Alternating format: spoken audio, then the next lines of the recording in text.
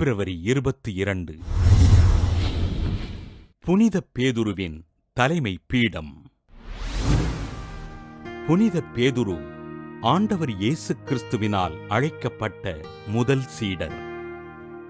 ஆண்டவர் இயேசுவினால் திருச்சபையின் முதல் திருத்தந்தையாக தேர்ந்தெடுக்கப்பட்டு மக்களை வழிநடத்தினார். புனித மகதலா மரியா ஆண்டவர் இயேசுவினை கல்லறையில் காணவில்லை என்று சீடர்களிடம் சொன்னபோது பேதுரு கல்லறையினுள் முதலில் இறங்கினார். பெந்தைகோஸ்தே திருநாளில் தூய ஆவியை பெற்றுக்கொண்டு தன் முதல் மறையுரையினை மக்களுக்கு நிகழ்த்தினார்.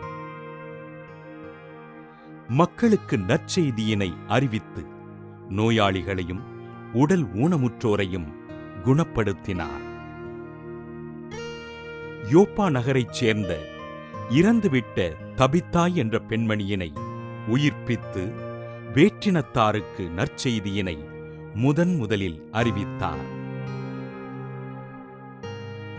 ஆண்டவர் இயேசு தாம் செய்த அனைத்து விதமான நற்செய்திகளின் பரிமாணங்களையும் பேதுரு வழியாக மீண்டும் செயல்படுத்தினார்.